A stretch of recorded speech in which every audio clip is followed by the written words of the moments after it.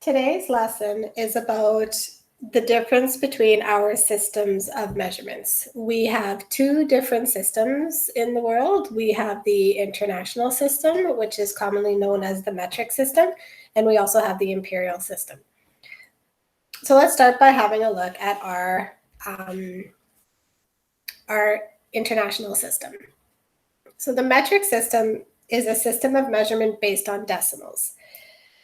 Just to show the comparison, when we look into the imperial system, we'll be working more with fractions. But with this one, it's based on decimals. It is also known as the SI system, which is an abbreviation for International System of Units. But we often see written SI. The basic unit for measuring length is the meter.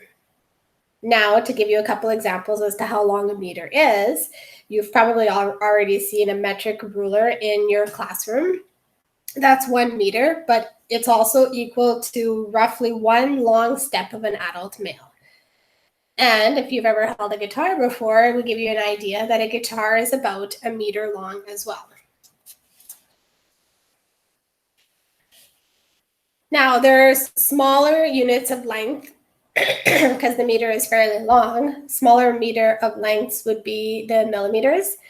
Now, to give you an idea as to how thick it is, a millimeter is about the thickness of a credit card, or about the thickness of 10 sheets of paper on top of each other. Now, in 1 meter, so when you think of that metric ruler, there are 1,000 millimeters. And the conversion linear conversion factor is written like 1 meter is equal to 1,000 millimeters. On your Google Classroom, there is a document that's called conversion sheet. So if you go and open that up, you will see all of these conversion factors written on it. And you will need those throughout this unit. Now, when you have 10 millimeters, it is called a centimeter. So a fingernail is about 1 centimeter wide. Now, other conversion factors here state that in 1 meter, there are 100 centimeters, which is written abbreviated. 1 meter equals 10 centimeters. And also 1 centimeter is equal to 10 millimeters. So again, these are all linear conversion factors that would be written on that conversion sheet. You might use millimeters or centimeters to measure how tall you are or how wide a table is, but you would not use them to measure the length of a football field. In order to do that, you can switch to meters. Now, even longer than a meter is a kilometer. So kilometer is equal to 1,000 meters. When you need to get from one place to another, you measure the distance using kilometers. The distance from one city to another, or how far a plane travels, would be measured using kilometers. Now, more conversion factors. 1 kilometer is equal to 1,000 meters. 1 kilometer is equal to 100,000 centimeters. And 1 kilometer is equal to 1,000,000 millimeters. Again, these conversion factors would be found on your conversion sheet. All right, so now, let's see as to when we would use those different forms of measurement. So which metric unit would you use to measure the length of your walk home from school? Well, because it's a distance, we would probably use the kilometer. What metric unit would you use to measure the length of a textbook? We would use a centimeter. For the length of a house, well, centimeter would be too small for that, so we would probably use a meter. And for the length of a pack of gum, it would be in millimeters. So judging on the size of your object, that's how you would decide as to which metric unit that you would use. Now, this is an example of a metric measuring tool. This one measures in centimeters. Between each centimeter, there are 10 millimeters. So right at the start here, they don't write it, but this is 0. You have a 0, you're at 0. And every line, little line after that is your millimeters. Now this big 1 represents the long line. So if you count how many little lines there are in between 0 and 1, there would be 10, because there are 10 millimeters in 1 centimeter. Now, there is a YouTube video that you can go watch, which would help explain better how to use your ruler. And it also shows different kind of rulers that are out there. So if you're not familiar or not comfortable with measuring with your ruler, I would suggest you go watch the video. It's only 3 minutes and 50 seconds. But it's pretty good. So you go ahead and have a look at that video, and it'll help you understand how to properly measure. I'll do an example with you though. So in determine the measurement of the following line in centimeters and in millimeters. So let's do millimeters to start. So every little line here represents 1 millimeter, but we know that there's 10 between 0 and 1. So I could count by multiples of 10. So if I go 10, 20, 30, 40, 50, 60, now I know there's a little bit more than 60. So that would be 60 would be this big line here. So 61, 62. This is where we would be for the length of the line. So that would be equal to 62 millimeters. Now, as mentioned before, when you're working with the metric system or the international system, we could use decimals in our answers. And so when we want to count how many centimeters there are, now I see that the line goes up to 6 centimeters, but there's a little bit more. So it would actually be 6 2/10 of a centimeter. So 6.2 centimeters. Or the proper way of saying that would be 6 2/10 centimeters. So that's basically how you would measure that line. Now let's go on to the next one. So the next system is not the metric system. So we saw that the SI system is kilometers, meters, centimeters, and millimeters. Now the system of imperial units, so now we're getting to the imperial system, also known as the British Imperial, is a system of units which came into official use across the British Empire. By the late 20th century, most nations of the former empire had officially adopted the metric system as their main system of measurement, but some imperial units are still used. Now, one common imperial unit of length is the inch. Your thumb from the last knuckle to the tip is about 1 inch. So if you go ahead and have a look at your thumb right now, from the knuckle to the tip would be considered an inch. The next larger imperial unit for length is the foot. And just like the name says, your foot is close to a foot in length.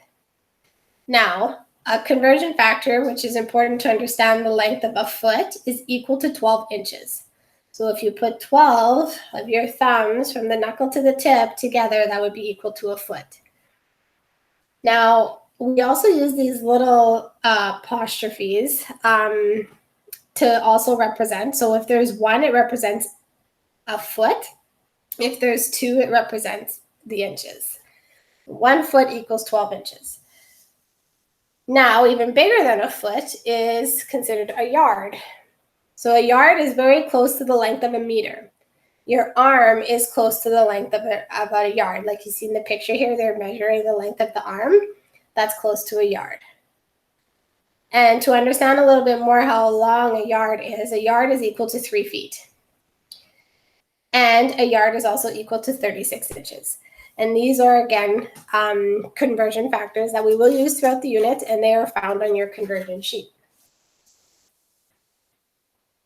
Now, the next unit of measure, which again is longer than a yard, when measuring large distances in imperial unit, you would use a mile. And a mile is equal to 1,760 yards. Now, let's get more of an understanding as to when we would use which unit of measure. If you were to measure the length of drive to Saskatoon, you would use the mile because it represents the distance. If you want to measure the length of a piece of paper, you would measure in inches.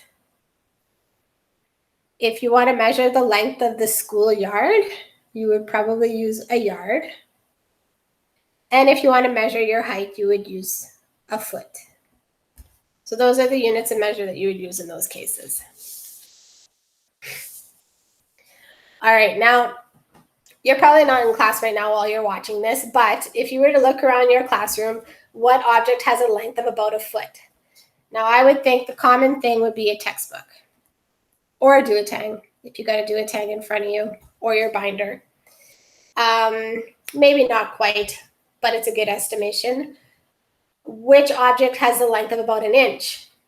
So think about that. I would say the thickness of a chalkboard eraser. Now, not the length, but the thickness would work. And which object has a length about a yard? Probably the distance between you and the person sitting in front of you.